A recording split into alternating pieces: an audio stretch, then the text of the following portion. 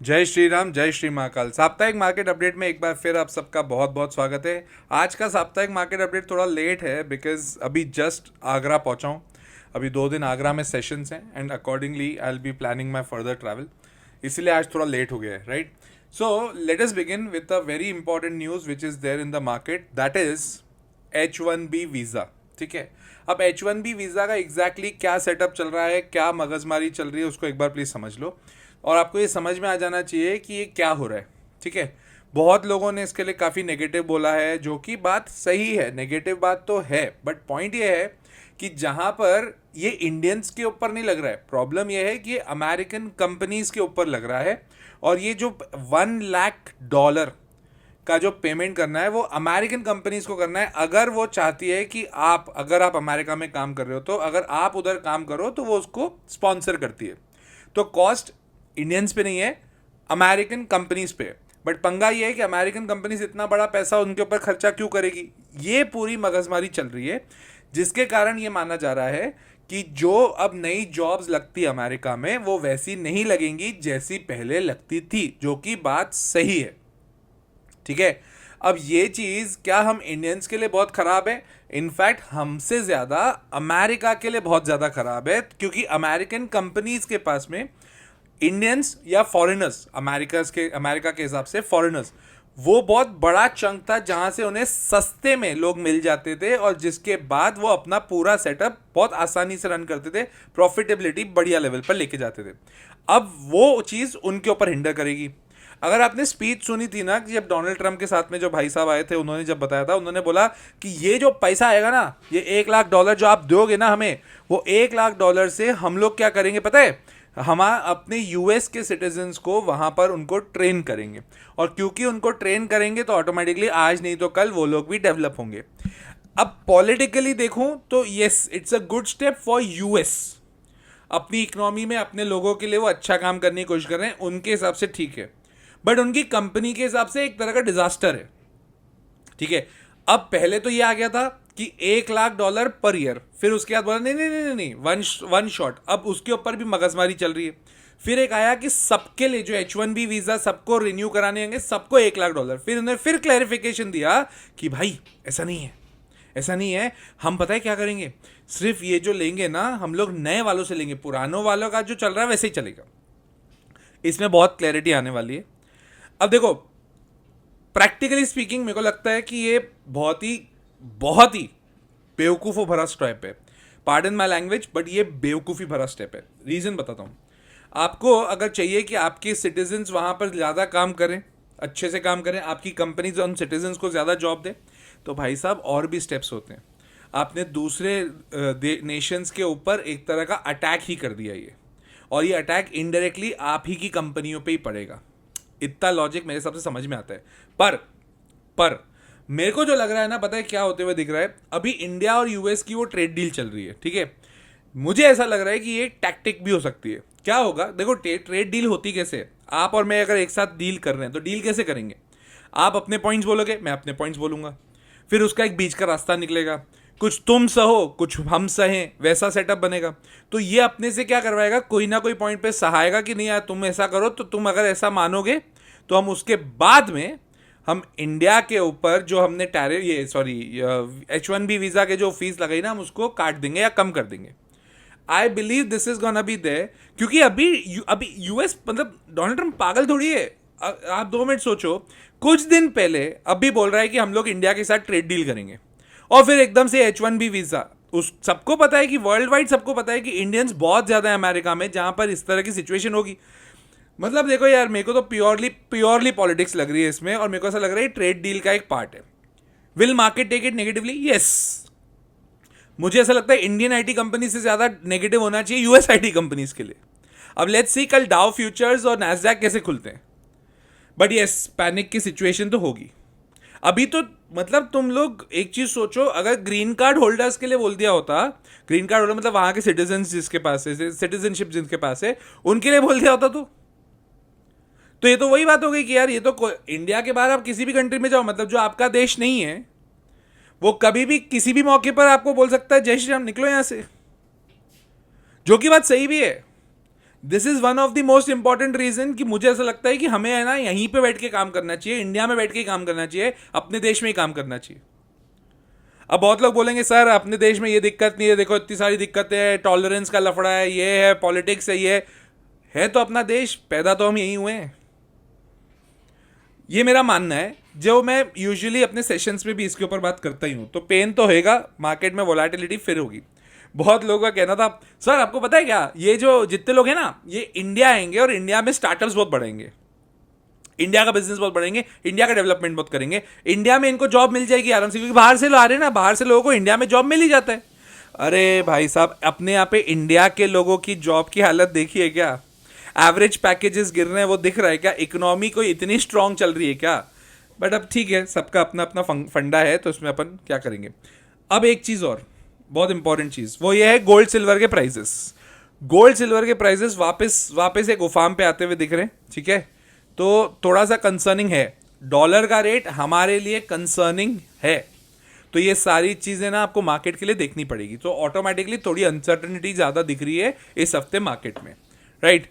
आप अपने stop losses बहुत क्लियरली रखना, क्योंकि एट द एंड अपने पोर्टफोलियो को तो बचा के चलना है boss. At the end Donald Trump कुछ भी कर ले, हमने तो मार्केट में पैसा लगाया बॉस, तो हमारा जो पैसा है वो थोड़ा सेफ रहे। तो आज थोड़े स्टॉप लॉसेस थोड़े ध्यान से भी सुनिएगा और एकदम क्रिटिकली सोचिएगा, ठीक है। हाँ एक चीज़ बता दूँ, वो जो रियल स्टेट वेबिनार का जो डेट था वो 21 था, उसको आगे बढ़ा दिया है, नाउ इट इज़ ऑन 28। जो लोगों ने रजिस्ट्रेशन कराया है आप सबको उसका वेबिनार का लिंक ईमेल पे मिल जाएगा, डोंट वरी ऑन दैट। 28 का है, and thankfully now we have a company which is gonna join that webinar, that is Godrej properties. So thank you all of you for sending me this kind of love. आप लोगों के चक्कर में ही सब companies बोलती हैं कि नहीं यार, we want that this person should be there, so that's great, right? So it is thank you from the bottom of my heart, all of you, right? And I will try my level best to give you the best content whatever I can give, right? चलिए अब आ जाते हैं अपन एक बार levels पे। Level wise अगर बात करें 25,320 पर निफ्टी बंद हुई है, 25,200 एक क्रिटिकल लेवल है, उसके बाद जब क्रॉस ओवर हुआ था तभी आपसे बात करी थी, 25,500 एक लेवल था और मोटा माटी उसके आजू बाजू से ही पलटा है। एग्जैक्टली 500 तक भी नहीं गया था, 430 तक करीब करीब गया था, ठीक है। तो वो तो बढ़िया है। रही बात रिलायंस की, अब बात कर लें। अब यहाँ पे एक चीज़ आप नोट करना, इस हफ्ते रिलायंस ने भी थोड़ा सा जो चार्ट बनाया है ना वो बेहतर है, बट रिलायंस ने अपने लेवल के ऊपर दिया है, दैट इज 1380 रिलायंस का लेवल है। अगर उसके नीचे जाता है तो दिक्कत है, तो आपका स्टॉप लॉस आपको क्लियरली मिल जाएगा। SBI is going great, but SBI now is at resistance, it has to cross 865, then only the new तेजी विल बी देयर, अगली तेजी तभी आएगी, है ना। रही बात, बहुत लोगों का एक पहले भी मेरे को मैसेज आया था for fertiliser stocks. Fertiliser stocks के लिए जैसे चंबल फर्टिलाइजर हो गया, इनफैक्ट मैंगलोर केमिकल हो गया, इनके ऊपर कोई डायरेक्ट न्यूज़ नहीं है, बट हाँ ये पिछले 2-3 साल से नहीं चले और इनके ऊपर मेरे को लगता है गवर्नमेंट थोड़ा फोकस कर रही है केमिकल स्टॉक्स और फर्टिलाइजर्स पे, तो थोड़ा आप उसके ऊपर अपना विजन बना के रखना है। इसका बाइंग सेलिंग के हिसाब से मत देखिएगा, इसका बस विजन बना के रखना, ठीक है। HDFC बैंक भाई साहब वापस डोजी टाइप का पैटर्न बनाया है जो कि वीकली पे है, so it's a bit critical. इस हफ्ते आपको मेरे हिसाब से तो अवॉइड करो, कोई बहुत दिक्कत वाली बात नहीं है। क्या फ़र्क पड़ रहा है, कोई बहुत ज़्यादा फर्क पड़ेगा नहीं आपको, ठीक है ना। इसके अलावा ICICI बैंक की बात करें तो वो भी एक क्रिटिकल लेवल पर है, अगर वो एक लेवल अपना स्टॉप लॉस वो तोड़ता है तो फिर दिक्कत आएगी। उसका स्टॉप लॉस मैं आपको बता देता हूँ so that it should be clear to you guys, that is 1380 के नीचे गया तो दिक्कत है, अदरवाइज ठीक है। रही बात IT सेक्टर, इस हफ्ते मत देखना यार, IT सेक्टर में कुछ ना कुछ पागलपन चलता रहेगा तो मत देखना, मेरा सजेशन है उसको मत देखो। 1-2 दिन रोक दोगे तो कोई दिक्कत की बात नहीं है, कोई ज़रूरी नहीं है कि हर बार IT स्टॉक्स को देखें। TCS इन्फोसिस थोड़ा सा अवॉइड कर लेना, अगर जिसके पास है 3000 in fact 2980 for TCS is the support, if it breaks then avoid for 2-3 days, उसको मत देखो। क्योंकि देखो सबसे ज़्यादा इंपैक्ट IT सेक्टर पे ही आएगा, ये H1B वाला, पहले तो US IT में आएगा फिर हमारी IT पे भी आएगा, ठीक है। रही बात power stocks, now in these kind of segments then your power stocks become very critical. जो अपनी मेन कंट्री के जो स्टॉक्स है ना वो काम के होंगे, power, defence, and then you talk about power finance, ये सब कंपनीज के ऊपर फिर आप फोकस कर सकते हो अगर इस तरह की H1B वीज़ा के ऊपर बातचीत चल रही है। हाँ अब इससे एक और चीज़ कनेक्ट करके आपको बताता हूँ, जैसे वारी एनर्जीज हो गया, ठीक है, और SW सोलर हो गया, ये दोनों इसलिए बोल रहा हूँ दोनों के दोनों सोलर स्टॉक्स हैं। अब SW सोलर का मेजर बिजनेस इंडिया के बाहर है, वारी का एक सेगमेंट इंडिया के बाहर है, बट वारी का मेजर बिजनेस इंडिया में है। वारी ने एक सेगमेंट अपना यूएस में भी चालू किया था। एसडब्ल्यू सोलर का मेजॉरिटी बिजनेस बाहर है। सो सपोज अगर किसी तरह की इस तरह की न्यूज आती है which is not positive for the market I am talking about, जैसे H1B वीजा की, तो एसडब्ल्यू सोलर टाइप की कंपनी ज्यादा रिएक्ट करेगी एज कंपेयर टू वारी एंड टाटा पावर, ठीक है ना। तो इसको ध्यान रखिएगा। टाटा पावर में जो पिछला अपना सपोर्ट था वही चल रहा है, बहुत बढ़िया चल रहा है अभी तक, दैट इज 370। जब तक 370 के ऊपर चला है चिल करो यार, कोई दिक्कत की बात ही नहीं, राइट। इसके अलावा टाटा पावर के बाद में let's go for idea, Vodafone idea. अच्छी खबरें आ रही है, ठीक है, but still it is risky. मेरे पास इन्वेस्टमेंट मेरे टोटल पोर्टफोलियो का 1 to 2% के बीच में है, तो मेरे को उससे बहुत फर्क पड़ता नहीं है, मैं देखता भी नहीं उसको, बट ठीक है। सीडीएसएल पे आते हैं, क्योंकि सीडीएसएल में लास्ट वीक का आप एक बार साप्ताहिक मार्केट अपडेट देख लो, उसमें मैंने कहा था क्लियरली कि उसको 1620 को क्रॉस करके जाना पड़ेगा। इस हफ्ते का हाई पता है कितना है? 1625। क्रॉस नहीं किया, यही रेजिस्टेंस होता है और यही चीज सीखनी रहती है, ठीक है ना। इसके अलावा अपन नेक्स्ट पे आ जाते हैं, डिफेंस पे आ जाए। मसगांव बढ़िया चल रहा है मेरे हिसाब से, तो अब डिफेंस में जो सेटबैक हो चुका था वो खत्म हो गया है, ठीक है। अब सी डिफेंस में आप सबको पता है, I just like 2 companies, I have invested in those 2 companies only. Number 1 is HCL and second is BEL, ठीक है। रिकमेंडेशन नहीं है बट मैं उसी में ही हूँ। मेरे को अभी मसगांव में GRSC का बहुत मन था, GRSC का करने का, but GRSC I don't think so I will be able to buy. But अभी अगर GRSC इफ इट क्रॉसेस 2740, मतलब अभी भी यहाँ से 150 पॉइंट है, तो एक वो रेजिस्टेंस है उसका, एक छोटा सा एक उसका लेवल बन गया है 2320 का और 2700 मोटा माटी, ठीक है। तो इफेक्टिवली 400 पॉइंट का डिफरेंस है यार। 400 पॉइंट के डिफरेंस में वेट ही करना पड़ सकता है, उसके लिए ब्रेकआउट देखना पड़ेगा, अगर वो आता है तो ठीक है। वारी जिन लोगों के पास है इंजॉय करो आप लोग, बढ़िया चल रहा है। इनफैक्ट अभी 3600 के ऊपर चला ना वारी, तो you will see a new thing in वारी, ठीक है, बढ़िया चल सकता है, मेरे को उसमें डाउट नहीं है। कोचिन शिपयार्ड गोइंग ग्रेट, कोई दिक्कत की बात नहीं। इसके ऊपर मैंने यूट्यूब पे भी वीडियो बनाया था जो कि काफ़ी लंबा चला था, तो ये सब बढ़िया चल रहा है, कोई दिक्कत नहीं है। हाँ, BSC if it crosses 2080 from here, in fact 2080 भी नहीं, 2080 से 2020 के बीच में इसका एक बहुत खतरनाक सपोर्ट है, अगर वो टूट गया तो दिक्कत आएगा। NTPC ग्रीन मैंने एक वीडियो बनाया था कुछ दिन पहले, गिर नहीं रहा है, आप अगर ध्यान से देखोगे ना NTPC ग्रीन गिर नहीं रहा है। सो एक बार सोचा जा सकता है उसके बारे में।